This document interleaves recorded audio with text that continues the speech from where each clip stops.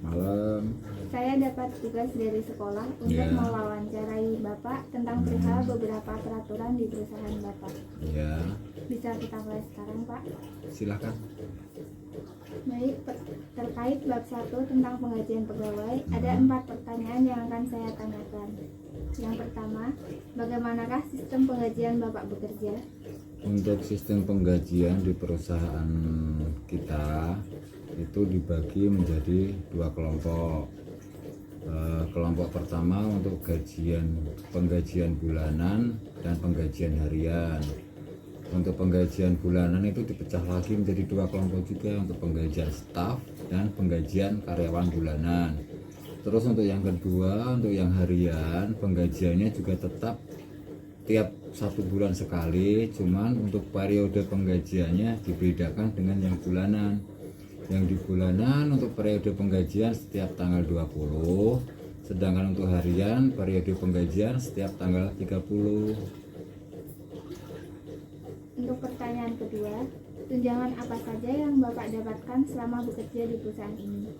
Untuk tunjangan di sini tunjangan hanya diberikan berupa tunjangan kesehatan, tunjangan tenaga kerja, sama tunjangan pensiun.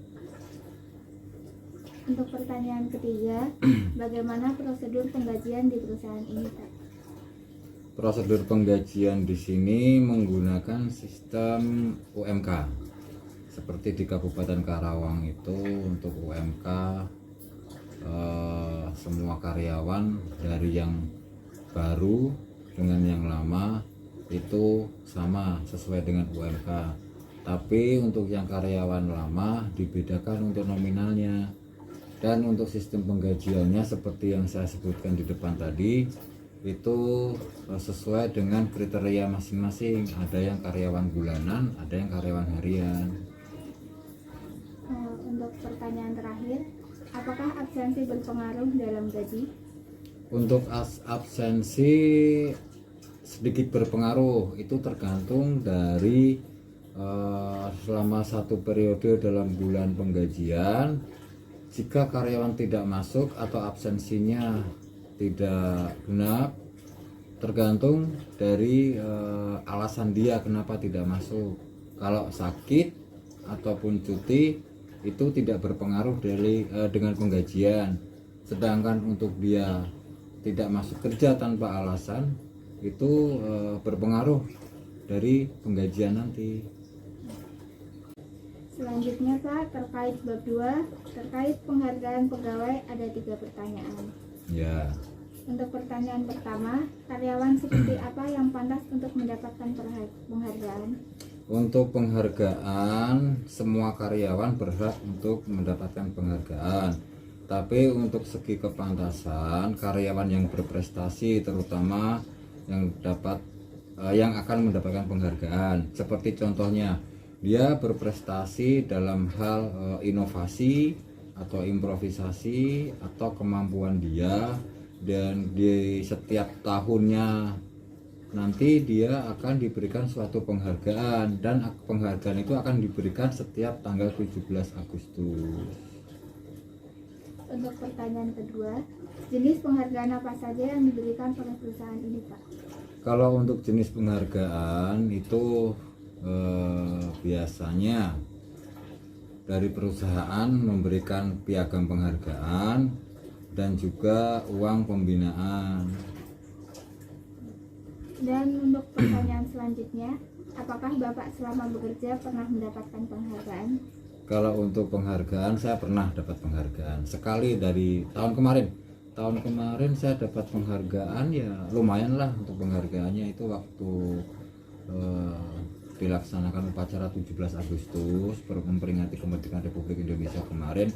Di situ semua dikumpulkan ikut upacara dan pembagian pemberian penghargaan kepada karyawan berprestasi. Itu juga salah satunya, saya juga dapat penghargaan di situ. Untuk bab 3 terkait disiplin pegawai, ada 2 pertanyaan yang akan saya tanyakan. Ya. Yang pertama, adakah pegawai yang tidak disiplin? Bagaimana cara mengatasinya, Pak? Untuk karyawan di sini kan ada sekitar banyak karyawan, 1.000 lebih karyawan, dan itu pasti ada yang tidak disiplin, itu pasti. Untuk mengatasi karyawan yang tidak disiplin, kita pertama kali kita memberikan pengertian, kita memberikan nasihat kepada dia supaya kerja lebih disiplin lagi. Itu karena apa? Disiplin itu harus wajib hukumnya kita laksanakan pada saat kita bekerja, karena kedisiplinan itu akan berhubungan dengan keselamatan dan juga hasil kerja kita nanti. Untuk pertanyaan selanjutnya Pak, apabila ada pegawai yang tidak disiplin, sanksi seperti apakah yang akan diberikan kepada pegawai tersebut? Untuk sanksi pegawai yang tidak disiplin nanti kita ada tahap-tahapannya, dari mulai surat peringatan pertama, surat peringatan kedua, surat peringatan ketiga, dan juga skorsing. Bahkan kalau tingkat kedisiplinannya dia buruk dan itu mempengaruhi kinerja dia bisa juga kena sanksi PHK. Selanjutnya Pak, terkait peraturan perkawinan perceraian, terdapat 2 pertanyaan dari saya. Ya. Yang pertama, jika ada karyawan yang ingin memiliki izin menikah lebih dari 1 kali, bagaimanakah jalannya? Untuk peraturan perusahaan mengenai perceraian itu, kita kan perusahaan swasta, jadi untuk masalah perceraian itu tidak diatur dalam surat kesepakatan bersama. Di sini disebutkan kalau sama halnya dengan peraturan perusahaan itu tidak apa ya, untuk masalah perceraian itu perusahaan tidak mau ikut campur untuk urusan pribadi dia. Yang penting dia lebih disiplin bekerja, bisa membuat perusahaan menjadi lebih baik. Untuk urusan pribadi perceraian itu perusahaan tidak ada aturan tertentu. Lalu bagaimanakah peraturan perceraian di dalam perusahaan? Apa saja syaratnya?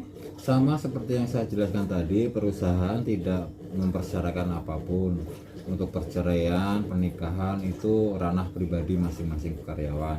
Jadi perusahaan tidak membuat suatu peraturan khusus itu dikembalikan ke karyawan masing-masing. Jadi perusahaan tidak memberikan sanksi atau apapun kepada karyawan jika dalam rumah tangganya terjadi masalah perceraian atau dia menikah berapa kali, itu tidak ada peraturannya dalam perusahaan. Baik Pak, terkait bab terakhir, bab pemberhentian pegawai, terdapat 3 pertanyaan yang akan saya tanyakan. Pertama, apakah karyawan mendapatkan penghargaan masa kerja? Untuk penghargaan masa kerja itu setiap karyawan punya hak, tapi tergantung dari cara dia mengundurkan diri atau keluar dari perusahaan. Kalau dia mengundurkan diri secara sukarela, maka untuk jasa penghargaan kepada karyawan tersebut hanya sebatas kesepakatan saja antara karyawan dan pengusaha. Sedangkan jika karyawan itu melakukan kesalahan, maka perusahaan berhak memecat dia atau mem-PHK tanpa memberikan sepeser pun penghargaan. Sedangkan untuk usia pensiun, jika dia masa usianya udah tidak produktif dan dia udah memasuki masa usia pensiun, maka akan diberikan uang penghargaan sesuai dengan peraturan dan perundang-undangan yang berlaku.